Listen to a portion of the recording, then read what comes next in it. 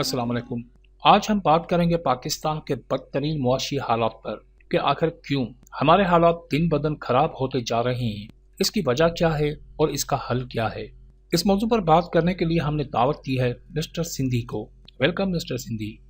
महिरबानी साईं हिकिड़ो अर्ज़ त आउं सिंधी में ही जवाब ॾींदुसि, बाक़ी जंहिंखे लाचार हूंदो पाण सिंधी सिखी वठंदो। जैसा आप बेहतर समझे। अच्छा सिंधी, हमारे मुआशी हालात को आप किस नज़र से देखते हैं? साईं बयानु उन शइ खे कबो आहे जेका लिकल हुजे। पंहिंजा हालात त सभिनि जे साम्हूं आहिनि। जेकॾहिं तव्हां हिते रहंदड़ 22 करोड़ माण्हुनि खां पुछंदा त जवाबु इहो ई ईंदो त ज़ुल्म आहे।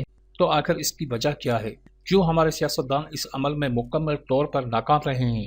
जेकॾहिं तव्हां सम्झो था त सियासतदान इन लाइ दिलि सां कोशिशूं कनि पिया त पहिरीं आउं अव्हांखे चवंदुसि त पंहिंजी सोच खे बदिलायो। क्या मतलब?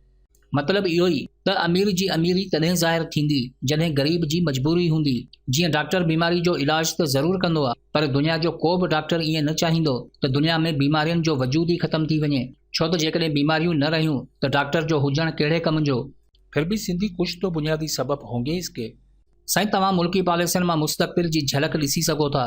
दुनिया जे हर मुल्क जी पॉलिसी पंहिंजे अवाम जे फ़लाह ऐं बहबूद लाइ हूंदी आहे। छा हिते जी पॉलिसी अवाम लाइ फ़ाइदेमंद आहे?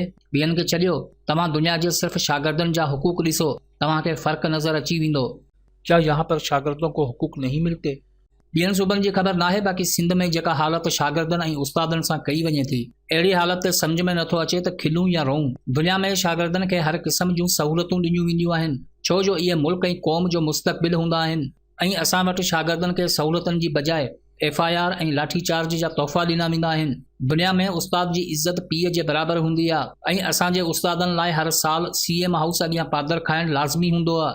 पाण अंदाज़ो लॻायो, जिते पढ़ियल लिखियल तबिके सां अहिड़ी हालत हुजे, उते वेचारनि ग़रीबनि ऐं मिसकीननि सां कहिड़ो ज़ुल्म हूंदो। तो आपकी नज़र में इसका हल क्या है? इन जो हल असीं पाण आहियूं। जेसीं ताईं असां में सम्झ नथी अचे, इहो सिस्टम ईअं ई पियो हलंदो। फ्रांस फैनन पोईं सदी जो हिकु नफ़्सियाती मुआलिज, फ़िलासफ़र ऐं हिकु अहिड़ो सियासी कारकुन हो जंहिं जे नज़रिए हेठि कई इनक़लाबी तहरीकनि जो बुनियादु पियो।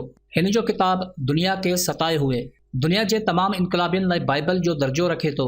हिन किताब जो 18 ॿोलियुनि में तर्जुमो थी चुको आहे। सिर्फ़ अंग्रेज़ी ॿोली में इन किताब जूं 10 लख कापियूं विकिजी चुकियूं आहिनि। फैनन पंहिंजी किताब में लिखे थो त मक़ामी आबादी खे हर शहर में 2 हिस्सनि में तक़सीम कयो वञे थो। पहिरियों, शहर जो उहो इलाइक़ो जंहिं में कामयाब, अमीर ऐं बाअसर माण्हू रिहाइश पज़ीर हूंदा आहिनि, ऐं ॿियो इलाइक़ो उहो जंहिं में ग़रीब, जाहिल ऐं मुफ़लिस आबादी रिहाइश पज़ीर हूंदी आहे। अमीर तबिको पंहिंजो असर क़ाइमु रखण लाइ हमेशह मज़हब जो सहारो वठंदो आहे। इन जी इहा कोशिश हूंदी आहे त ग़रीब तबिको पंहिंजी महरूमी खे क़िस्मत सम्झी मज़हब जे वॻोड़ में एतिरो त अंधो थी वञे जो उन जो ज़हन तरक़ी ऐं ख़ुशहाली जी बजाए जन्नत जूं हूरूं ऐं दोज़ख जी बाहि खे महसूस कंदो रहे। इन्ही अंधेर नगरी में अमीरी दुनिया जो दस्तूर हलंदो आहे। असांजे हालतनि खे ॾिसो ऐं वरी फ्रांस फैनन जी हिन किताब जो मुतालो कयो। हिकु हिकु लफ़्ज़ तव्हांखे हक़ीक़त जो आईनो ॾेखारे छॾींदो। साईं, ही मज़हब, जुनूनियत, इंतहा पसंदी सिर्फ़ ग़रीब मुआशरे में हूंदी आहे। अमीरी महिलातनि में इहे सभु शयूं बेबुनियाद हूंदियूं आहिनि। तव्हां नवाज़ शरीफ़ जो कॾहिं अहिड़ो बयानु ॿुधो आहे त ज़रदारी फ़लाणे मज़हबी फ़िरक़े सां तालुक़ु रखे थो, या बिलावल जो कोई अहिड़ो बयानु ॿुधो आहे त शेख रशीद फ़लाणे मज़हबी जमायत सां तालुक़ु रखे थो? यकीनन न ॿुधो हूंदो, छो जो इहो इन्हनि जो कमु ई नाहे।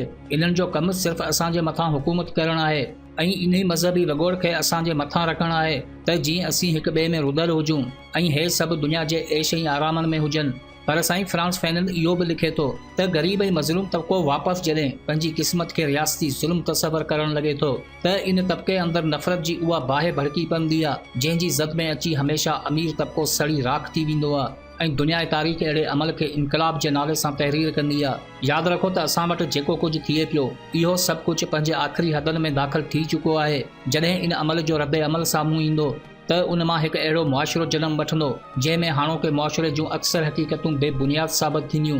तॾहिं असां वटि इंसान पंहिंजी अज़मत खे सुञाणींदो, तरक़ी जी राह ते हलणु शुरू कंदो, मुस्तक़बिल जूं मंज़िलूं ज़ाहिर करे नए नस्ल खे नवां रस्ता ॾींदो।